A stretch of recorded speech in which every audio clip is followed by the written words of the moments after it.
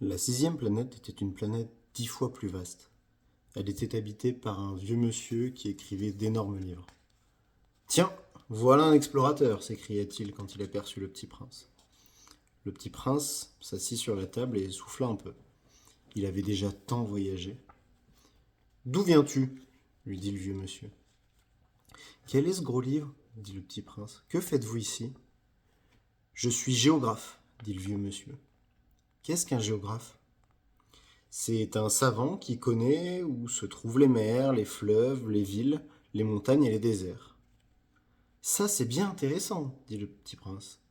Ça, c'est enfin un véritable métier.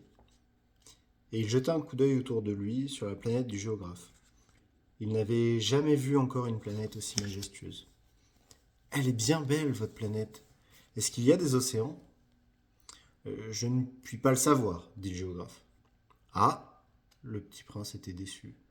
Et des montagnes. Je ne puis pas le savoir, dit le géographe. Et des villes et des fleuves et des déserts. Je ne puis pas le savoir non plus, dit le géographe. Mais vous êtes géographe. C'est exact, dit le géographe. Mais je ne suis pas explorateur. Je manque absolument d'explorateurs. Ce n'est pas le géographe qui va faire le compte des villes, des fleuves, des montagnes, des mers, des océans et des déserts. Le géographe est trop important pour flâner. Il ne quitte pas son bureau. Mais il y reçoit les explorateurs. Il les interroge et il prend en note leurs souvenirs. Et si les souvenirs de l'un d'entre eux lui paraissent intéressants, le géographe fait faire une enquête sur la moralité de l'explorateur.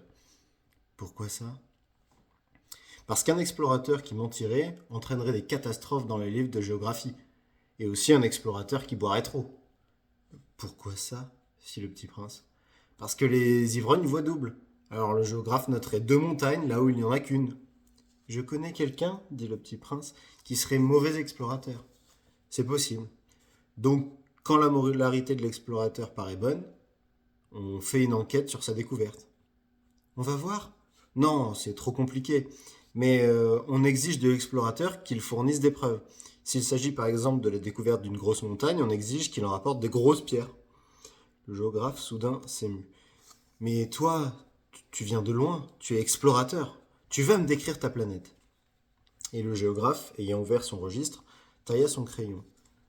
On note d'abord au crayon les récits des explorateurs. On attend pour noter à l'encre que l'explorateur ait fourni des preuves.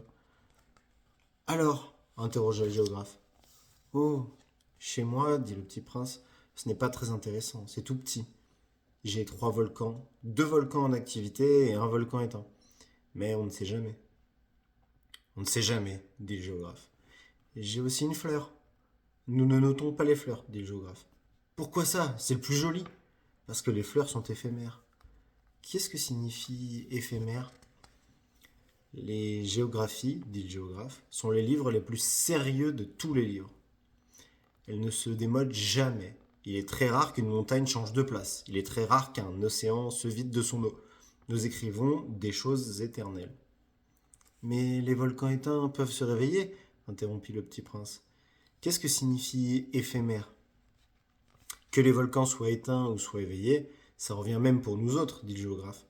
Ce qui compte pour nous, c'est la montagne. Elle ne change pas. Mais qu'est-ce que signifie éphémère répéta le petit prince qui, de sa vie, n'avait jamais renoncé à une question une fois qu'il l'avait posée.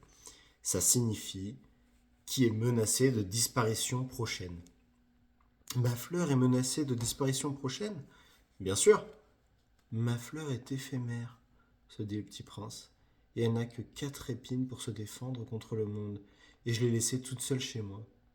Ce fut là son premier mouvement de regret. Mais il reprit courage. Que me conseillez-vous d'aller visiter demanda-t-il. La planète Terre, lui répondit le géographe. Elle a une bonne réputation. Et le petit prince s'en fut, songeant à sa fleur. La 7e planète fut donc la Terre. La Terre n'est pas une planète quelconque. On y compte 100 rois, en n'oubliant pas bien sûr les rois nègres, 7000 géographes, 900 000 businessmen, 7 millions et demi d'ivrognes, 311 millions de vaniteux, c'est-à-dire environ 2 milliards de grandes personnes. Pour vous donner une idée de dimension de la Terre, je vous dirais qu'avant l'invention de l'électricité, on devait entretenir sur l'ensemble des 6 continents une véritable armée de 462 511 allumeurs de réverbères. Vu d'un peu loin, ça faisait un effet splendide. Les mouvements de cette armée étaient réglés comme ceux d'un ballet d'opéra. D'abord venait le tour des allumeurs de réverbères de Nouvelle-Zélande et d'Australie. Puis ceux-ci, ayant allumé leurs lampions, s'en allaient dormir. Alors entraient à leur tour dans la danse les allumeurs de réverbères de Chine et de Sibérie. Puis eux aussi s'escamotaient dans les coulisses. Alors venait le tour des allumeurs de réverbères de Russie et des Indes. Puis de ceux d'Afrique et d'Europe, puis de ceux d'Amérique du Sud, puis de ceux d'Amérique du Nord, et jamais ils ne se trompaient dans leur ordre d'entrée en scène. C'était grandiose. Seul l'allumeur de l'unique réverbère du pôle Nord et son confrère de l'unique réverbère du pôle Sud menaient des vies d'oisiveté et de nonchalance. Ils travaillaient 2 fois par an. Quand on veut faire de l'esprit, il arrive que l'on mente un peu. Je n'ai pas été très honnête en vous parlant des allumeurs de réverbères. Je risque de donner une fausse idée de notre planète à ceux qui ne la connaissent pas. Les hommes occupent très peu de place sur la Terre. Si les 2 milliards d'habitants qui peuplent la Terre se tenaient debout et un peu serrés, comme pour un meeting, ils logeraient aisément sur une place publique de 20 000 de long sur 20 000 de large. On pourrait entasser l'humanité sur le moindre petit îlot du Pacifique. Les grandes personnes, bien sûr, ne vous croiront pas. Elles s'imaginent tenir beaucoup de place. Elles se voient importantes comme des baobabs. Vous leur conseillerez donc de faire le calcul. Elles adorent les chiffres, ça leur plaira. Mais ne perdez pas votre temps avec ce pensum. C'est inutile. Vous avez confiance en moi. Le petit prince, une fois sur Terre, fut donc bien surpris de ne voir personne. Il avait déjà peur de cette trompée de planète quand un anneau couleur de lune remuait dans le sable. Bonne nuit, fit le petit prince à tout hasard. Bonne nuit, fit le serpent. Sur quelle planète suis-je tombé demanda le petit prince. Sur la Terre, en Afrique, répondit le serpent. Ah, il n'y a donc personne sur la Terre? Ici c'est le désert. Il n'y a personne dans les déserts. La Terre est grande, dit le serpent. Le petit prince s'assit sur une pierre et leva les yeux au ciel. Je me demande, dit-il, si les étoiles sont éclairées afin que chacun puisse un jour retrouver la sienne. Regarde ma planète. Elle est juste au-dessus de nous. Mais comme elle est loin... Elle est belle, dit le serpent. Que viens-tu faire ici? J'ai des difficultés avec une fleur, dit le petit prince. Ah, fit le serpent, et ils se turent. Où sont les hommes? Reprit enfin le petit prince. On est un peu seul dans le désert. On est seul aussi chez les hommes, dit le serpent. Le petit prince le regarda longtemps. Tu es une drôle de bête, lui dit-il enfin, mince comme un doigt. Mais je suis plus puissant que le doigt d'un roi, dit le serpent. Le petit prince eut un sourire. Tu n'es pas bien puissant.